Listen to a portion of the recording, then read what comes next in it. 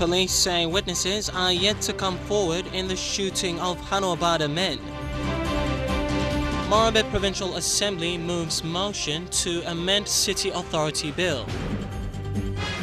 ANZ Bank promotes women in leadership roles.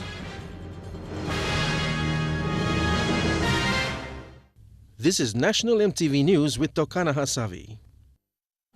A very good evening to you and welcome to Thursday's news. Police investigations into the death of 2 Hanuabada men might drag on, says Acting Police Commissioner Jim Andrews. This is because witnesses have not come forward to assist police in this investigation. He said it is frustrating when there are no witnesses willing to give statements. Andrews brushed aside claims of police covering up in this investigation. After almost 1 month, police have still not completed investigations into the Hanuabada shootings, which resulted in the death of 2 young Motuans. These 2 were alleged to have been shot and killed by police. Acting Police Commissioner Jim Andrews said his expectation of the completion of the investigation has not been met, blaming it on lack of witnesses.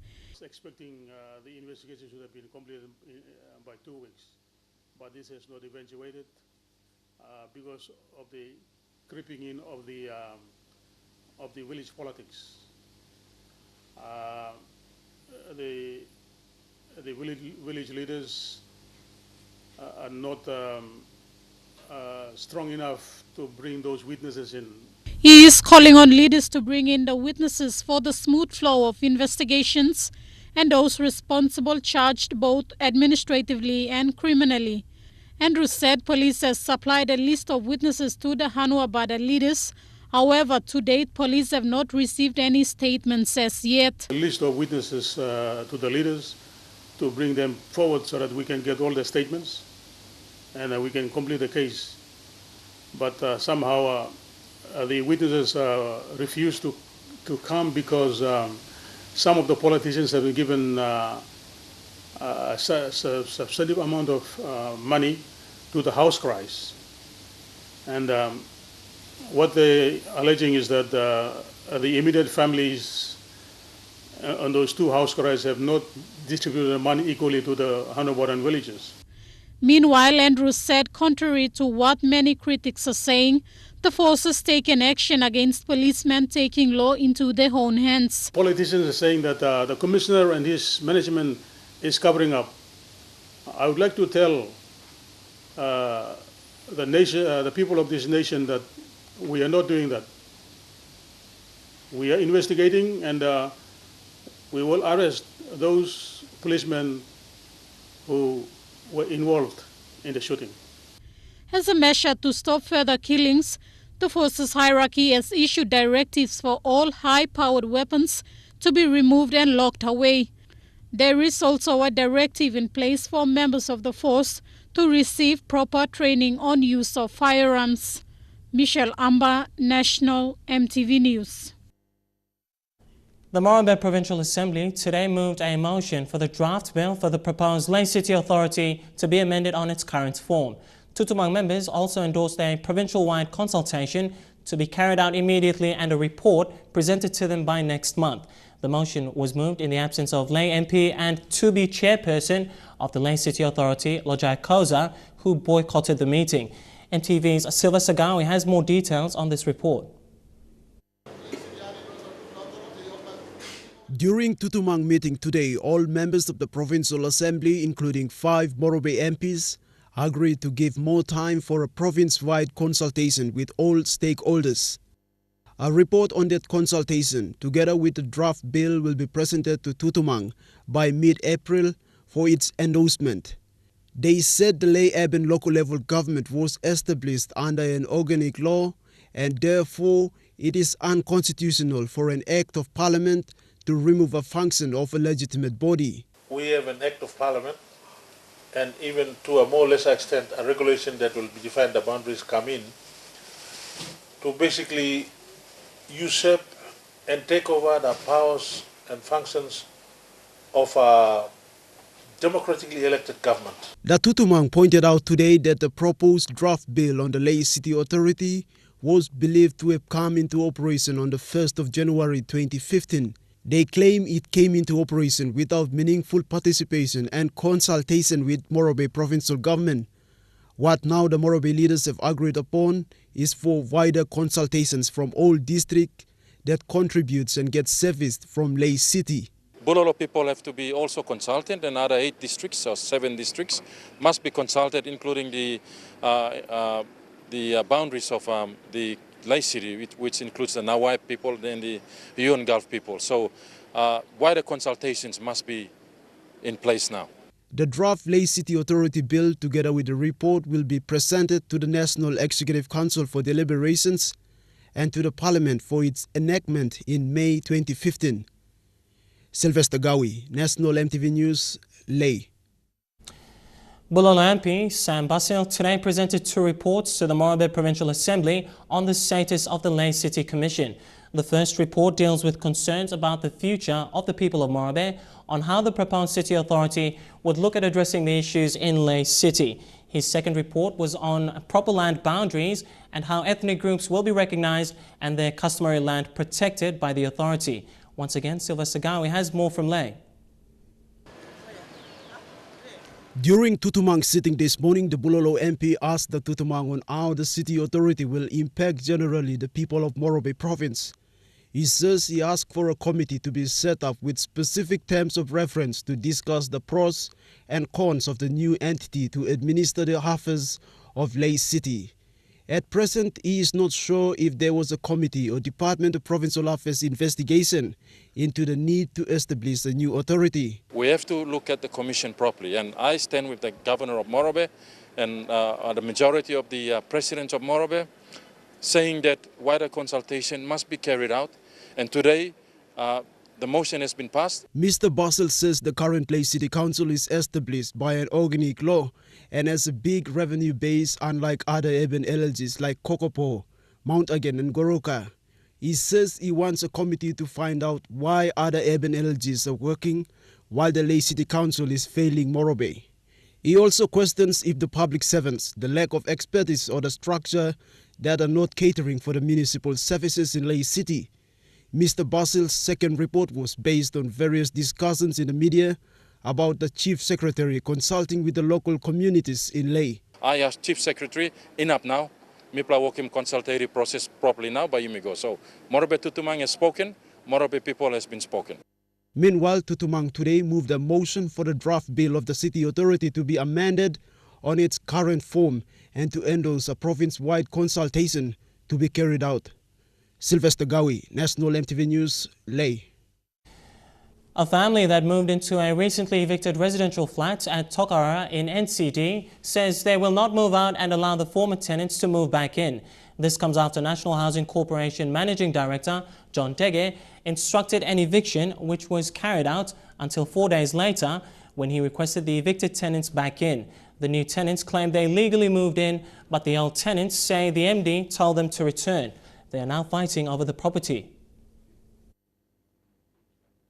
Thomas and Philomena Marine recently moved into the residential flats at Tokarara. 2 weeks ago, the National Housing Corporation carried out an eviction, removing 8 tenants who have occupied the flats for the past 30 plus years without paying rentals. The amounts are not substantive. They just lousy 7,000 to 4,000. Jermaine Miro and his 8 neighbors slept outside the house for 4 nights. Then Mr. Dege instructed them to move back into the flats. The simple reason been that they have not paid for the last 13 years, between 13 to 15 years. That forced us to evict them, but on humanitarian concern and because the evicted families are currently living at the corridor of the property, I feel compelled that they should be reinstated into the property. But the decision by Mr. Dege has not gone down well with the new tenants. Thomas and Philomena, the new occupants who occupy the unit for 2 weeks now, says they will not move out. The couple says they followed all process and applied 3 years ago. After the eviction late last month, they were called into NHC office and signed the tenancy document and issued a key to that unit. Like they were right on the one side where they see it. Now, we right on the side because we have the papers here, the documents, everything. Process been followed and we were issued the key, no backdoor dealings whatsoever. we were given the key by the estate officer who is responsible for that program. And then we did fill in the form, knowing that Mipla rightful tenant of this house now. This decision where housing managing director make him, I can clearly put it this way. This is an immature decision and it's a sign of an immature leader. Wrong too. I mean, look him, I'm not right. I'm supposed to call him, Mipla, get and give him one view belong him, one point belong him, and him this reverse decision. The couple says the housing minister, Paul Ezekiel, has to respond. Meanwhile, another victim of NHC, Jack Tulia, says the house he occupies for 6 years is sold to a politician without his consent. Because me signing tenancy agreement, now me live in this house long 6 years now. Here John Deges him fit. Long give him this la grand long member long must be not this labia mayo. Now me got copy blow title star. Time meta Mr. Lokot. Why John Deges give him title go long labia mayo and one block costing me got long. Attempts to get comments from Labi Amayu have not been successful. Quinten Alomp, National EMTV News. The police hierarchy has been asked to investigate an officer who fired several shots in a residence at Tokarara. The officer is said to be attached to the Baroko armed robbery squad. His actions have left the children residing there in constant fear of a repeated attack, and it is believed to be in retaliation to the Tokarara eviction tussle. Name Longem Jeffrey Kiage Kifo. He works with the armed robbery squad at Boroko police station. Emoglo go pass lo disla lo emoglo talk him online lo go brook him house, blow me roast him cargo, blow me can put him outside. They did, and on Tuesday when he told them to do the break and enter and take my things out from the house, that's when my property went missing. My laptop, my 3,000 kina cash for my little preschool I ran at Tokara went missing in the house. And fire him all gunshots, and now he's telling us that them no fire him gunshots. He's firing firecrackers, which we are not long namipa no looking one bla fireworks been going up. Prime Minister Peter O'Neill has urged all Papua New Guineans to be extra careful when moving about in this extreme weather. O'Neill made these comments following a number of landslides, flooding and road accidents in the Highlands region. He said if weather conditions do not allow people to reach their destinations, it is wise not to go. The PM also expressed his condolences on behalf of the national government to families of those who died in the recent flooding and car accidents in Jiwaka and Mbongu. Meanwhile, more rain is expected to fall in the coming months. And in more news to come tonight, ANZ marks International Women's Day. Also, lay mothers support calls for tariff cuts and businesses urged to comply with safety food standards. Details coming up next.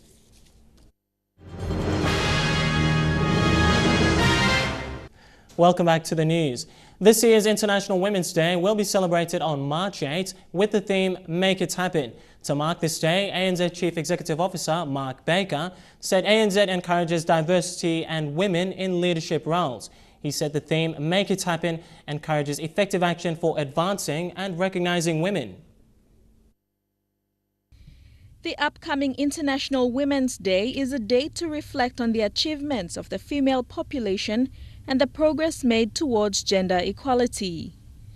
These 5 women are a testament that women can advance to managerial levels through hard work, adaptive to change, and a positive outlook.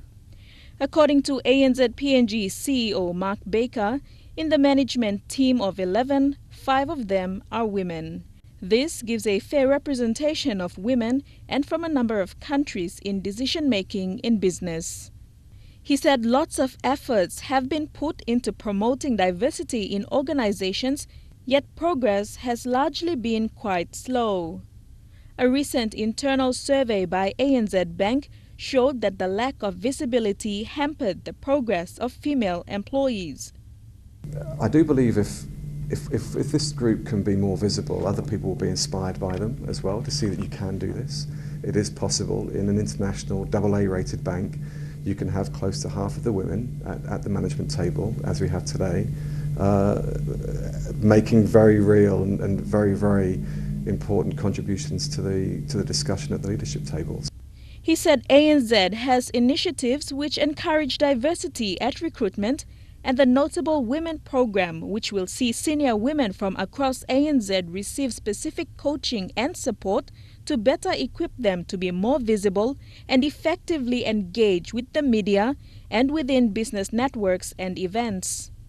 Because visibility, it then touched on a number of other things. It touched on be recognised or be acknowledged for the work they've done, and importantly for being considered for other roles as well. Because if you're not visible, you may not be you may not be part of a succession plan, for example, because you're not as visible as perhaps you should be.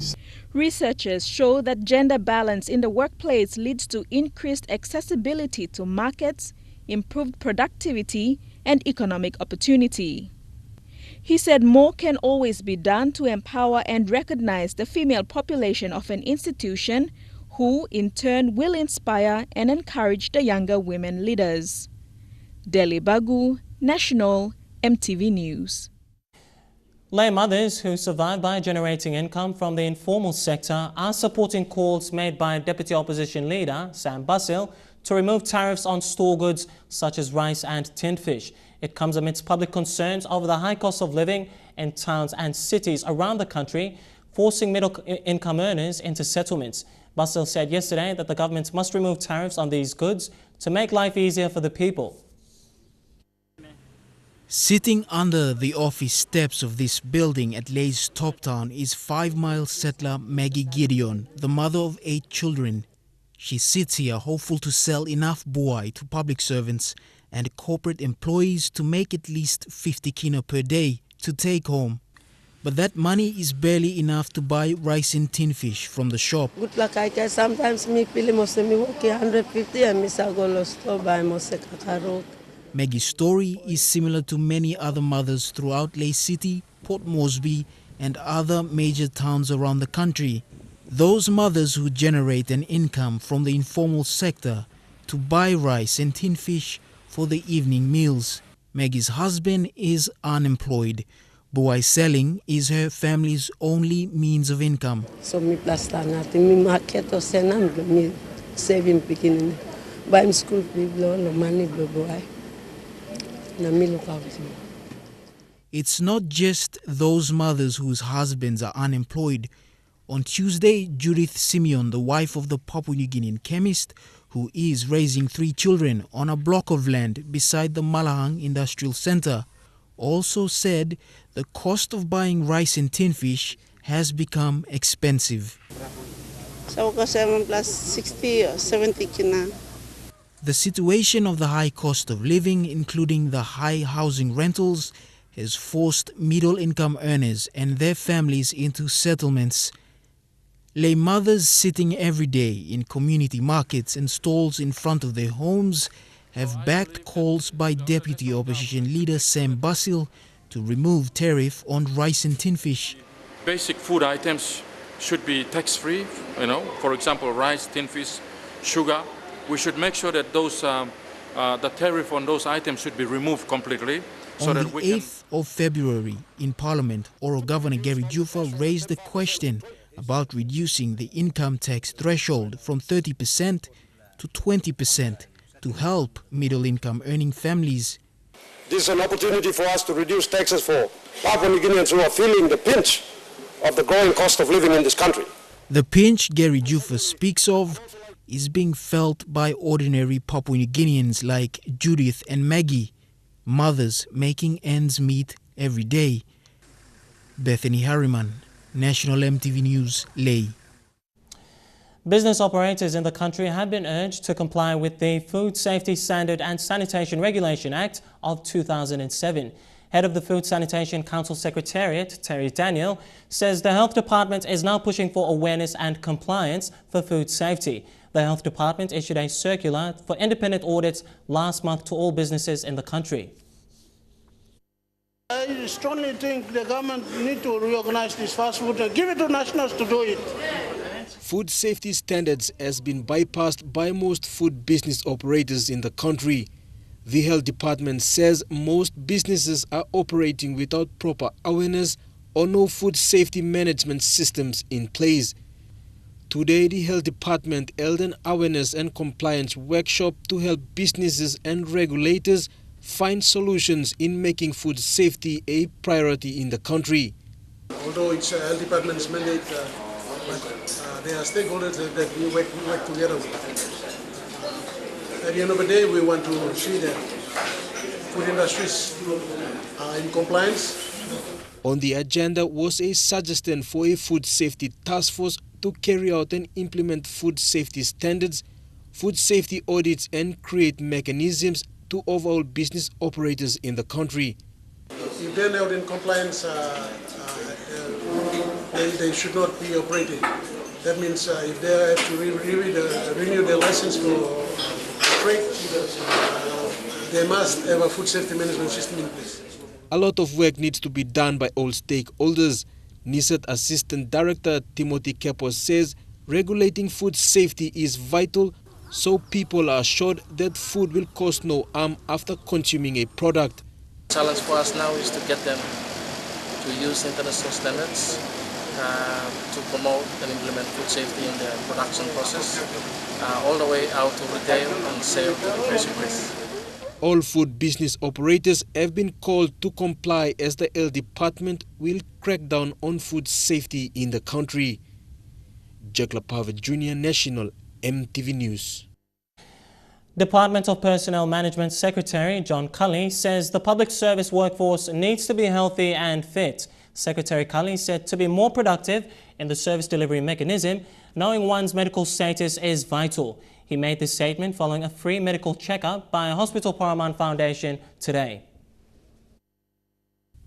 The DPM conference room was filled as public servants queued for a free medical checkup to know their health status. The opportunity was not taken lightly as many had no time after work to do such. DPM Secretary John Cully said many public servants spend their entire time in working for the government without considering their health. Cully said DPM is now involving health and fitness in the workplace. And I see public servants who are overweight and regularly affecting their attendance at work. The checkup include health, weight, blood pressure, sugar level and consultation. Further treatment and diagnosis will be directed to Paradise Private Hospital. It starts with us individuals. Once we are where we are, then we make some very strong decisions. And in that way, you also change the culture of the public service. Secretary Cully says the move is good to promote health as a healthy workforce will be more proactive in delivering service to the nation. The free health checkup is an initiative by Hospital Paramount Foundation to create healthy lifestyle and create awareness in both public and private organizations in the country. A similar health campaign was carried out at Parliament last month.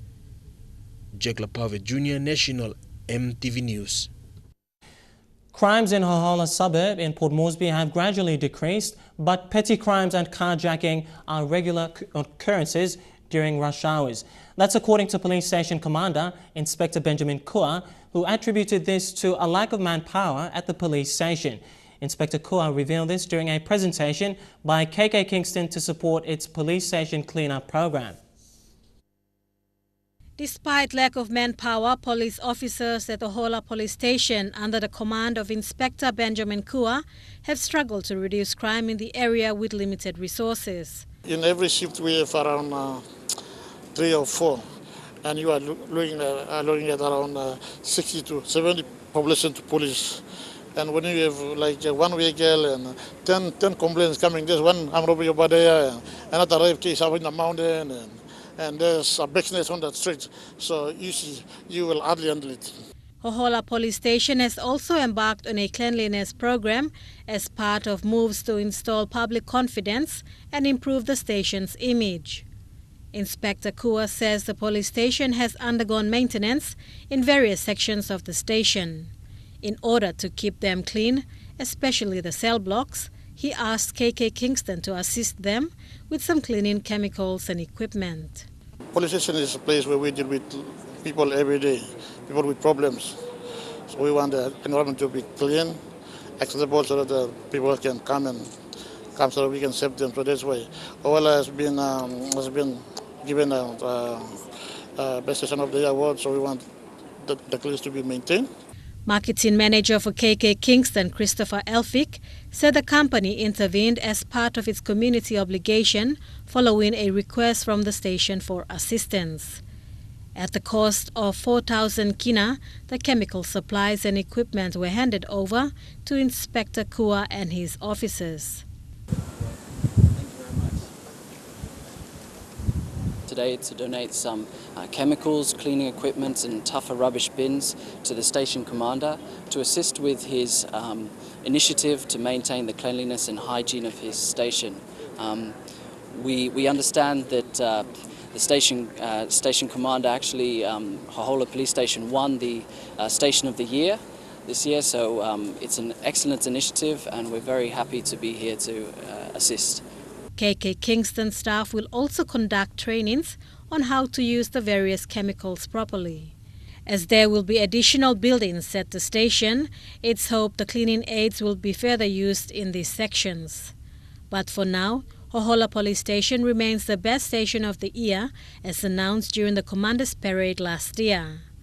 Bridget Comatap, National EMTV News. Acting Police Commissioner Jim Andrews has condemned the attack on 2 senior police officers in the Highlands. Highlands Deputy Divisional Commander Jimmy Onopia and Jiwaka Provincial Police Commander Joseph Tondop were attacked in Jiwaka on Tuesday. They went to receive a petition from the relatives of a man allegedly killed by police in Barnes. However, when the police arrived, the villagers attacked, injuring 2 police officers and damaging police vehicles. The acting commissioner is giving leaders in Jiwaka until the end of this week to identify the attackers and bring them to police. By the villagers is not proper, and I condemn the attack because there is no reason why they've attacked the 2 commanders and the policemen, because I have sent 3 investigators from Port Moresby, went to Jiwaka, and they've investigated the death in the Barnes police station. As a result of investigations, 4 policemen that were responsible were arrested and charged for murder, as well as one of the civilian men. So they were charged and locked up in the cells. So I see no reason why the villagers or the deceased relatives attacked the 2 commanders and the policemen. And now we check out the finance news. The kina closed unchanged at $0.3785 in the interbank market, and at Bank South Pacific, your kina was buying $0.371 $0.4713 Australian dollars, €0.3309 euro, and 45.3 Japanese yen. Looking at commodity prices at New York close, gold, coffee, cocoa and copra all closed the day lower. Palm oil closed the day lower, crude oil closed higher, and copper closed the day lower. And lastly, on the stock market, the Dow Jones closed at 107 points lower, the ASX closed at 3 points higher, and the All Ordinaries closed at 2 points higher. Among stories after the break, Australia's last-ditch attempt to save Andrew Chand and Miriam Sukumaran. Stay tuned.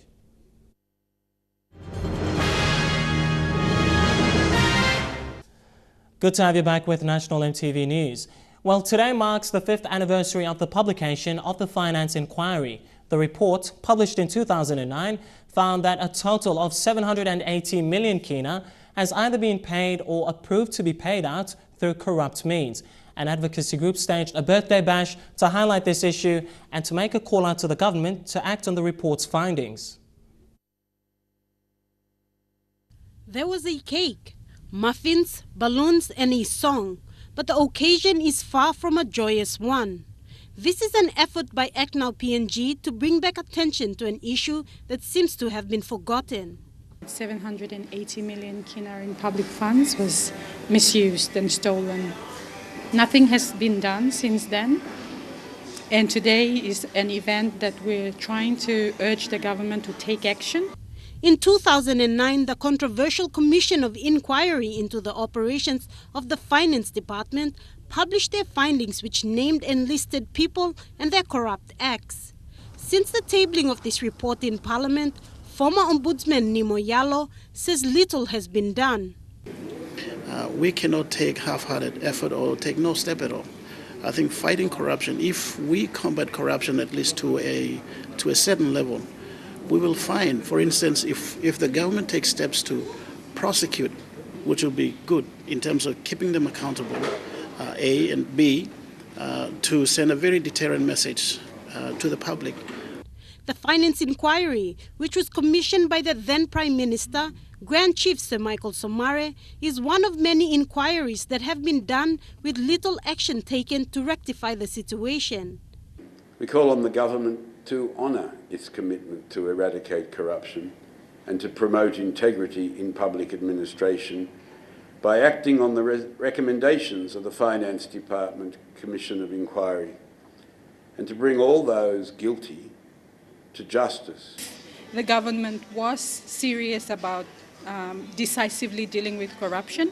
They would, as a first start, get Sam Coim and the team working. Ms. Dademo says the government needs to take a decisive action to show that they are committed to fighting corruption in the country. Sarah Aupong, National EMTV News. Improving the law and justice sector in Papua New Guinea remains a major challenge for law practitioners. In Morobe, workshops are being held at district level to educated village court officials on the regulations surrounding the Village Court Act and where it will become applicable. These workshops are jointly conducted through the PNG Australia Law and Justice Partnership. A team of over 40 court officials from the 8 districts in Morobe were the first to undergo this training in Bulolo. The training, which is funded by the Australian government, covered mainly the Village Court Act. Now, those participants were tasked to make sure that these legal practices were practiced in their respective communities. The training focused on the functions and jurisdiction of the 1973 Village Court Act of Papua New Guinea. Its function is to ensure peace and harmony is maintained in the area where a village court is established, and mediations between concerned parties are a must when resorting issues. It also stated that if mediation fails, the village court resorts to its jurisdiction. This means the court has authority over people living in the community where the village court exists, and anyone found to break the law is subjected to the village courts. Such training of village court officials will increase their knowledge and skills when dealing with land disputes, sorcery-related killings, and intermarital affairs. This, in a bigger picture, will contribute to improving Morobe's law and justice sector. Tekla Gunga, National EMTV News, Ley. Coming up on National EMTV News is Trukai Sports and the much talked about powerlifter aiming for gold at the Pacific Games. I'll bring you that story and more after the break. Stay tuned.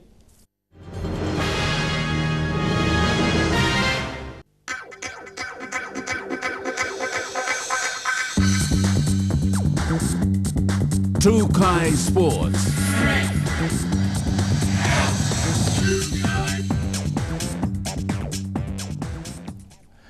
Welcome to Trukai Sports. Well, she is being talked about in the media and making a name for herself in the sport of powerlifting in the country. Tahina Booth, a 30-year-old female powerlifter from Yokea in the Gulf Province and also from Queensland in Australia, is currently the over 84-kilogram deadlift record holder in the country. She lifted 165 kilograms, setting a PNG national record. She spoke with EMTV Sports by phone today. I would absolutely love to put on the uniform and wear the colours proudly. And yeah, most definitely I want to win. That's just my competitive streak in me. I don't go into a competition wanting to come second or third. I want that first place. So that's what I train for. I train to win and to be the best athlete that I can be and just give it everything that I've got. Well, at the moment, I'm learning weightlifting, so that's only fairly, relatively new. So I'm training with a couple of elite lifters here in Australia, here in Sydney. The PNG Cricket A team has been confirmed to represent Papua New Guinea at the 2015 Pacific Games. The A team is the feeder team to the PNG Barramundis. In the lead-up to the Games, players from the A team and the Barramundis will be selected to compete against Pacific Islands' arch rivals in the 2015 Pacific Games. The Barramundis have produced some of the greatest cricketers in Papua New Guinea in recent years. Cricketers along the likes of Lega Siaka, Norman Vanua and Tony Ura have been granted opportunities to go abroad and play for respective clubs in Australia. While trials and testings will be rolling out over the next few months, a combination of players from the Barramundis and current PNG A team will be selected to take part in the 2015 Pacific Games in July. The teams have been training both on-field at the cricket nets at the Amini Park and at the High Performance Training Centre. Fiji cricket's withdrawal from the Games could see PNG rise above other Pacific nations, proving to be strong medal contenders. Lorraine Genia, National EMTV Sports. The Pacific Games Organising Committee is at the crucial stages of finalising plans for the Games in July. In their second meet for the year, technical delegates from all 28 international federations for each of the sporting codes will discuss the Games sports schedule and other technical and operational matters. While the Games operations are yet to be finalised, Team PNG Chef de Mission Richard Kassman has guaranteed the readiness of athletes. Earlier in the year, Team PNG athletes were commissioned and given updates on the proceedings for the Games. Tomorrow, the Games Organising Committee will meet with delegates representing all participating nations to discuss the operations of the Games. Chief Executive Officer of the GOC, Peter Stewart, stressed the importance in the roles technical delegates play, saying the GOC needs them to understand that the 2015 Pacific Games will be delivered as planned and that all preparations are on schedule for July. Now 121 days out from the Games, the GOC will also need to lock down a sports schedule in order to prepare and assign technical officials responsible for all 28 codes during the 2 weeks. While all operational issues are left to the GOC to carry out, Team PNG Chef de Mission Richard Kassman has been emphatic on athletes' preparations. More confident than we ever have been because of our preparation and because we had started our preparation a long time ago. We selected our coaches and managers last year. A lot of teams had squads training in 2014. Earlier in the year, Kassman said the PNG Olympic Committee was well aware of the circumstances that would come with the delay in the construction of venues, but that should not be a distraction for athletes. It's an issue that's out in the public. Our messaging to our coaches and managers has been consistent since last year. That when we won the bid to host the Games, we as a nation and as a sporting organisation totally were aware that our venues would be under construction and we're not going to have access to them. Lorraine Genia, National EMTV Sports. And Trukai Sports continues after the break. Stay with us. Trukai Sports. Welcome back to Trukai Sports. Port Moresby is now 3 months away from hosting the 2015 Pacific Games, and all eyes are on Papua New Guinea to deliver the best possible games. Many homegrown athletes will be representing the country for the first time and have set their sights on winning medals. And despite criticisms and some countries pulling out from games for various reasons, Sports Minister Justin Chichenko is adamant PNG will deliver the best Pacific Games. With only a few months to the Pacific Games in July, Port Moresby is undergoing a major facelift through infrastructure development and implementation of new programs for athletes and officials in preparations for the Games. PNG will take up 28 different sporting codes in the Games and will have a total contingent of up to 800 athletes, including the officials. During earlier interviews with Minister for Sports and National Events, Justin Chichenko, he said the Games will go on and the country needs to work together as a team to make these Pacific Games one of the most memorable events. Already, transport services for the Pacific Games is in line with other prominent factors such as catering services, security services during the Games, medical services, and general volunteering during the Pacific Games. With many programs and organized events in preparations for the Pacific Games, the Games Organizing Committee are working hard to keep the process in progress, finalizing all necessary obligations in relation to the Pacific Games. Games Organizing Committee Chairperson Emma Waiwai earlier this month said this year's Pacific Games will provide an opportunity for us to educate ourselves with 28 different sporting codes that will be played at the Games, and also to know our athletes personally. She said Papua New Guinea will not only be familiar with these sports, but will be motivated to hopefully sign up to participate in future events, and in doing so, it will raise and expand the role of sports in the country. Godwin Eki, National EMTV Sports.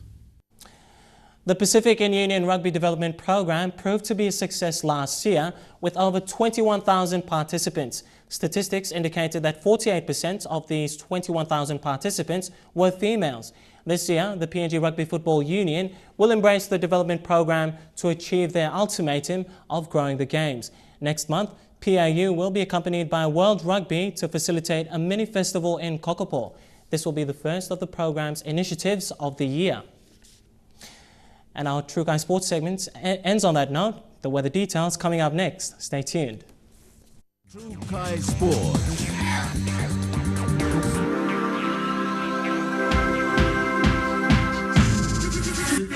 True Guy Sports.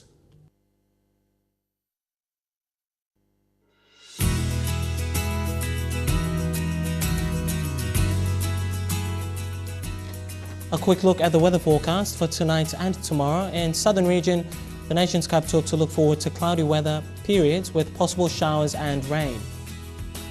In Momase, cloudy weather with rain periods in Lae City. In the New Guinea Islands, Lorengau and Kimbe, to look forward to showers plus rain. And lastly, in the Highlands region, all centres rain periods, then morning fog. We'll leave you with an international headline before we go. Australian Prime Minister Tony Abbott has proposed a prisoner swap with the Indonesian government in a last-minute attempt to save 2 Australians on death row.